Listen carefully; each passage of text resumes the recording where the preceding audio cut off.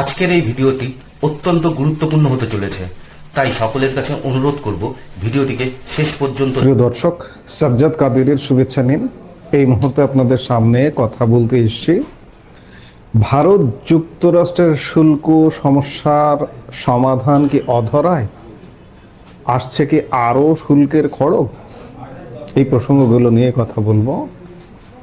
সর্বশেষ ডিসেম্বর মাসের 10 থেকে 12 ডিসেম্বর নয়াদিল্লিতে মার্কিন প্রতিনিধি দল এসেছিল যুক্তরাষ্ট্রের যে ভারতীয় পণ্যের উপর বর্ধিত শুল্ক, সেই শুল্ক এবং বাণিজ্য চুক্তি নিয়ে আলাপ আলোচনার জন্য।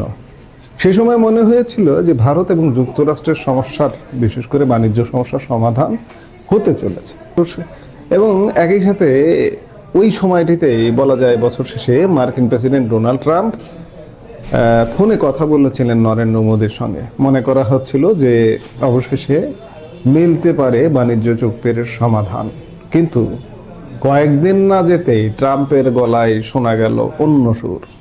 রাশিয়া থেকে তেল আমদানি অব্যাহত রাখার কারণে ভারতের উপর নতুন করে শুল্ক আরোপের ইঙ্গিত দিয়েছেন মার্কিন প্রেসিডেন্ট ডোনাল্ড ট্রাম্প। তার অভিযোগ, প্রধানমন্ত্রী নরেন্দ্র মোদী জানতেন আমি খুশি নই। গতকাল রোববার এয়ারফোর্স ওয়ানে সাংবাদিকদের ট্রাম্প বলেন, প্রধানমন্ত্রী মোদী খুব ভালো মানুষ, তিনি জানতেন আমি খুশি নয়। আমাকে খুশি করা গুরুত্বপূর্ণ।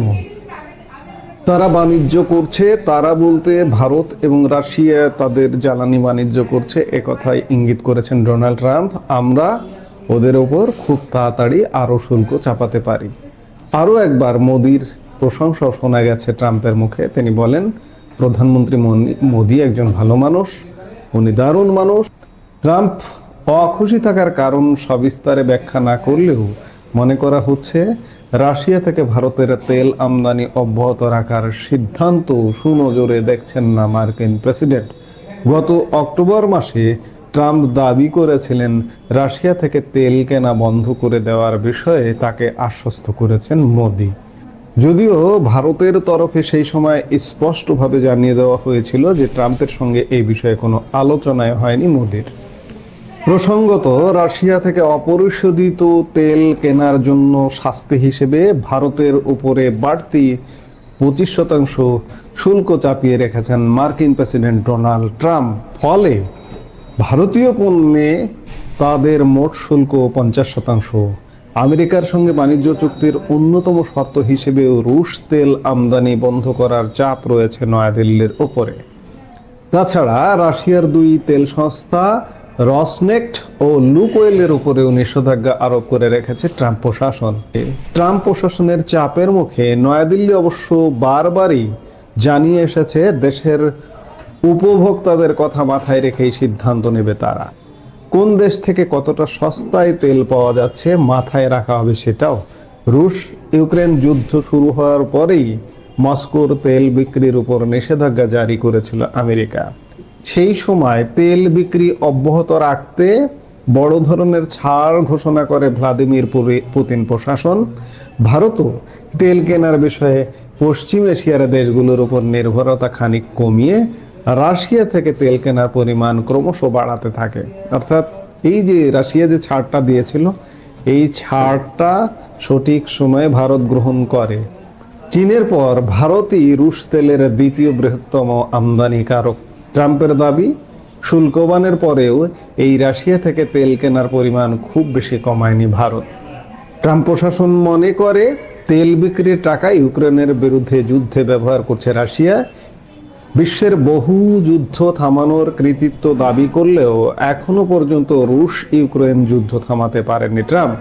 তাই পুতিনের দেশকে ভাতে মেরে আলোচনার টেবিলে বসাতে চায় হোয়াইট হাউস। তবে পুতিনের দেশের উপর এখনো পর্যন্ত কোনো শাস্তিমূলক পদক্ষেপ করেনি আমেরিকা। গত ডিসেম্বরে ভারতে এসেছিলেন পুতিন। সেই সময় রুশ প্রেসিডেন্টের বার্তা ছিল আমেরিকা পরমাণু বিদ্যুৎ কেন্দ্রের জন্য রাশিয়া থেকে জ্বালানি কেনে। তাহলে কেন ভারতের সেই অধিকার থাকবে না? এ নিয়ে তারা ট্রাম্পের সঙ্গেও কথা বলতে রাজি বলে জানিয়েছিলেন পুতিন। যাই হোক, ভারত এবং যুক্তরাষ্ট্রের যে সম্পর্কটা, এই সম্পর্কের যে টানাপোড়েন, বলা যায় যে গত অগাস্ট 27 অগাস্ট থেকে এই বর্ধিত শুল্ক জারি হয়েছে এবং এখন পর্যন্ত জারি আছে।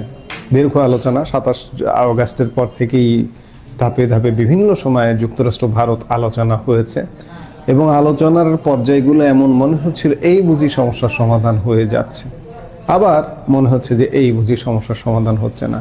আবার গতকালকে রোববার এয়ারফোর্স ওয়ানের সংবাদ সম্মেলনে সাংবাদিকদের সাথে আলাপকালে ট্রাম্প আবার উস্কে দিলেন যে ভারতের উপর এই যে 50% শুল্ক আছে এটি তো কাট হবেই না, বরঞ্চ বাড়িয়ে দেওয়া হবে। অর্থাৎ ভারত অনড়, যুক্তরাষ্ট্র অনড়। ভারত এবং যুক্তরাষ্ট্রের এই যে শুল্ক যুদ্ধ, এর সমাপ্তিটা কিভাবে হবে সত্যিকার অর্থে আমরাও কয়েকদিন আগেও ধারণা করেছিলাম, কারণ খোদ মার্কিন যুক্তরাষ্ট্রেই ভারতের সাথে সম্পর্ক উন্নয়নের একটা চাপ ছিল বা চাপ আছে, এখনো পর্যন্ত অদ্যাবধি চাপ আছে, কিন্তু এই চাপেও কাজ হচ্ছে না।